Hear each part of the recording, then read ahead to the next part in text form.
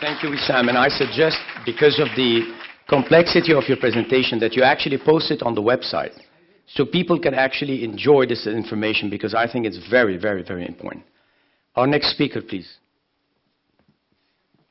We are running tight on time. No, I'm okay. I'm okay on time. First of all, let me apologize for bringing a negative note to the forum. I think the title, Optimizing Revenues, is a misnomer. It should not be called Optimizing Revenues. The reason is that usually when we talk about optimizing revenues, we are implicitly assuming that you have a transparent system, you have control processes, you have rules and regulations, which unfortunately is not the case in Lebanon. For at least since the early 90s of the last century, we've had lots of waste, inefficiencies, lack of transparency. These are polite words for corruption. Therefore, it is better to talk about minimization of waste rather than optimization of revenue. I will be speaking about two things very briefly. The first thing is I will try to give you strong, tangible indicators to justify the use of the word minimization of waste. Why it is that it is minimization of waste that is the issue and not the optimization of revenue. And the second issue is, what can we do about it? There is a principle in behavioral psychology which says the following: the best predictor of future behavior is past behavior. And the past behavior of Lebanese authorities is not encouraging at all.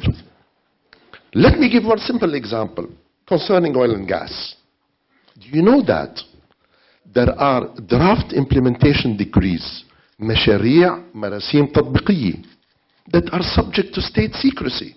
Nobody can know anything about it. I don't know why. It is telling.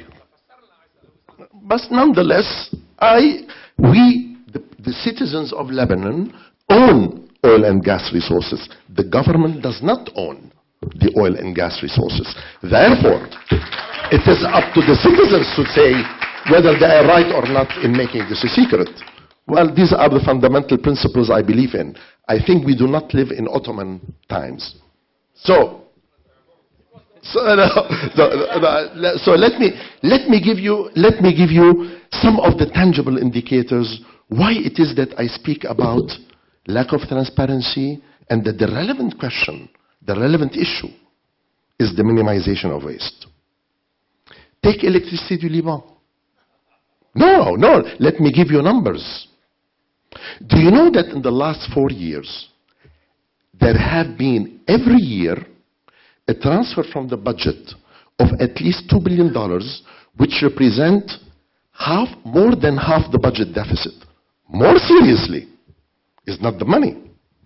No questions have ever been asked, and the latest audited statement of Électricité du Liban dates back to 2007.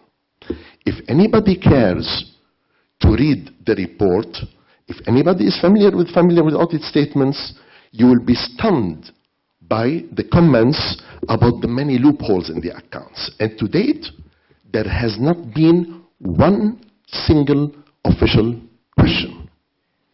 This is one. Two, the Paragon, Banque du Liban. Do you know that Banque du Liban, 3/4 of the balance sheet of Banque du Liban is transactions between the central bank and banks. Banks put deposits in central bank. Now they amount to about $65 billion.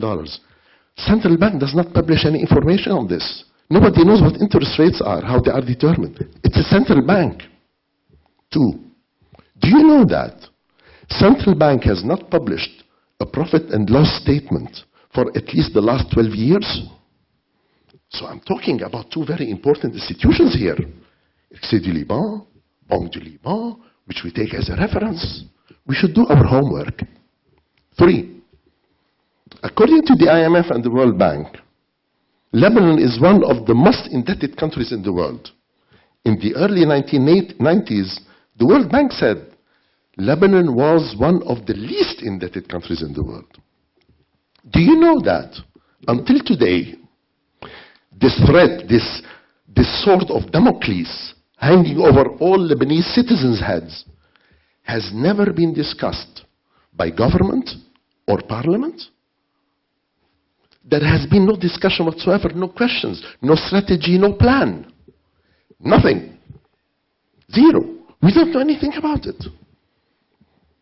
The Court of Accounts, Diwan al-Muhasabi, which is the supreme, what we call a supreme audit authority, does very little ex post checking.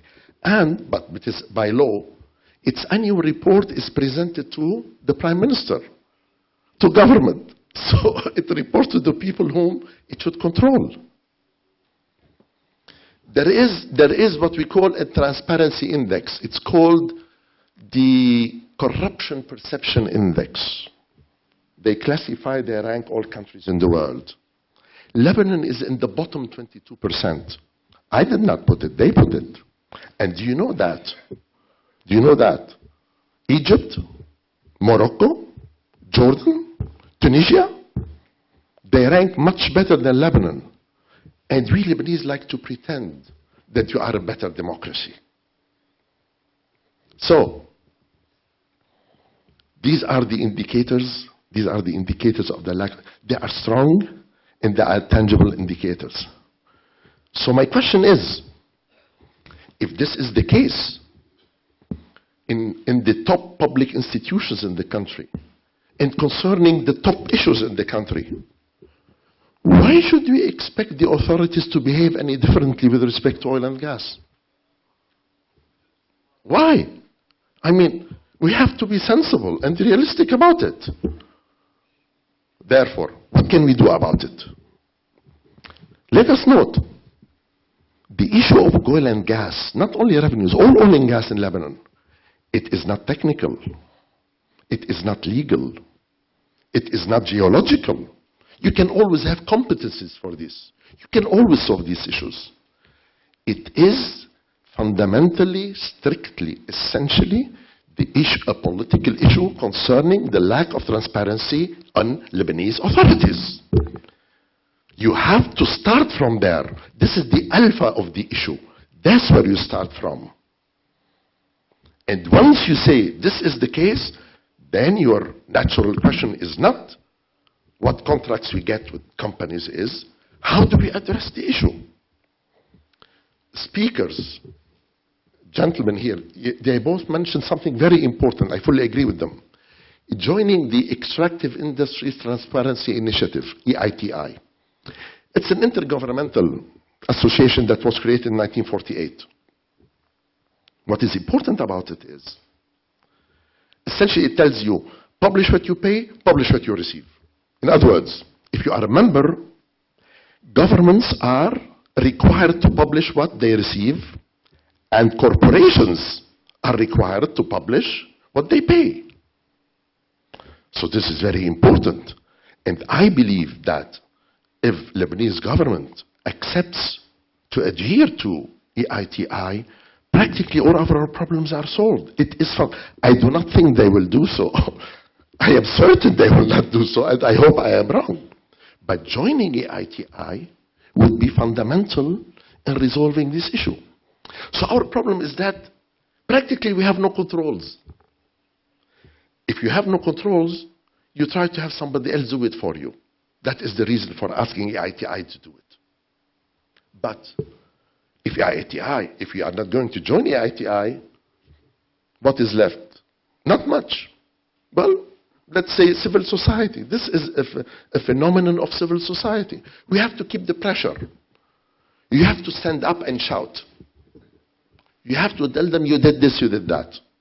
Media, publications, talks, seminars. You have to be insistent. Well, I don't think it will add up to much.